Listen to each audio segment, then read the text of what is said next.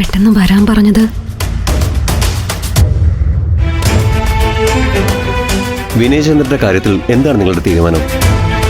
ഒരു ജീവശം പോലെ അയാൾക്ക് ഇനിയും വെന്റിലേറ്ററിൽ തുടരാൻ പറ്റില്ലല്ലോ. പേഷ്യന്റ് ഇപ്പോൾ ഏത് സ്റ്റേജിലാണെന്ന് ഞാൻ വിസ്മയോട് പറഞ്ഞിരുന്നു. Sorry doctor. സത്യം പറഞ്ഞ ഹോസ്പിറ്റലിൽ കിട്ടാനുള്ള കാശിന് വേണ്ടിയുള്ള ഓട്ടത്തിലാ ഞങ്ങള്. ക്യാഷ് ഇതുവരെ. അതൊക്കെ ശരി തന്നെ. പക്ഷെ സർജറി ഓരോ മണിക്കൂർ വൈകുന്തോറും പേഷ്യന്റിന്റെ ബ്രെയിനിനാണ് അപകടം. I already told you this.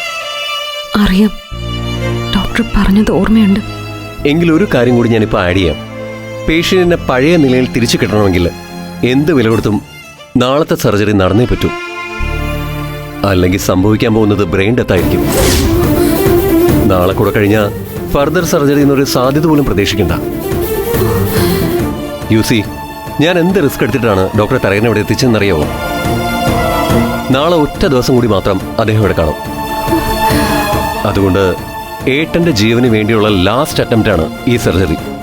അതിന്റെ സീരിയസ്നെസ് ഒരിക്കൽ കൂടി വിസ്മയെ ഓർമ്മിപ്പിക്കാൻ വേണ്ടിയിട്ടാണ് ഈ രാത്രി തന്നെ വിളിച്ചു വരുത്തിയത്. നാളെ കാലത്ത് തന്നെ എന്താണ് തീരുമാനം എന്ന് പറയണം. ശരി doctor. Okay, you may go now.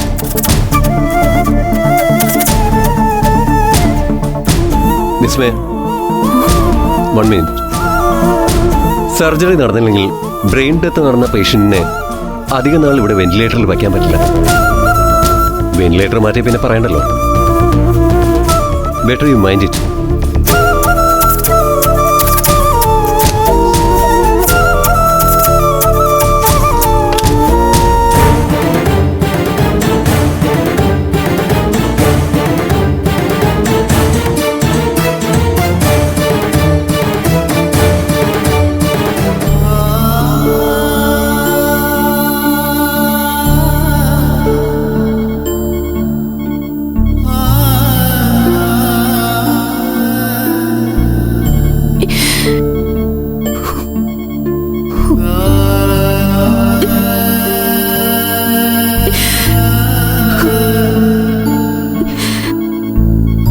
ഞങ്ങൾക്ക് വേണ്ടി ജീവിച്ച വിനയേട്ടൻ ജീവിതത്തിലേക്ക് തിരിച്ചു വന്നേ പറ്റൂ.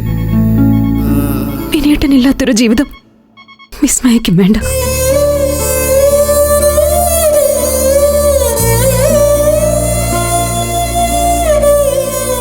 വിനയേട്ട, ഐ പ്രോമിസ് യു, വിനയേട്ടൻ ജീവിതത്തിലേക്ക് തിരിച്ചു വരും. തിരിച്ചു കൊണ്ടുവരും ഞാൻ. ഈ വിസ്മയക്ക് ഇനി ഒന്നും ആലോചിക്കാനില്ല, തീരുമാനം എടുക്കാനേ ഉള്ളൂ. വിനയേട്ടന് വേണ്ടി, രോഹിണി ചേച്ചിക്ക് വേണ്ടി, നിങ്ങൾക്ക് ജനിക്കാനിരിക്കുന്ന കുഞ്ഞിന് വേണ്ടി. വിസ്മയ എടുത്ത തീരുമാനം തിരുത്തുക.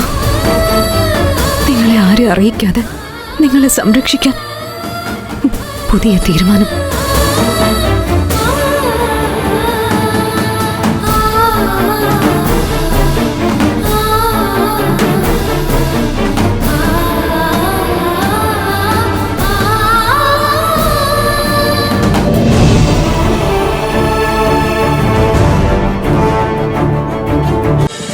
ഫ്ലവേഴ്സ് ഒരുക്കുന്ന കാഴ്ച വസന്തം യൂട്യൂബിൽ പ്രേക്ഷകർക്ക് ലൈവായി കാണാം. ഫ്ലവേഴ്സ് കോമഡിയിൽ ജോയിൻ ചെയ്യൂ, ആസ്വദിക്കൂ.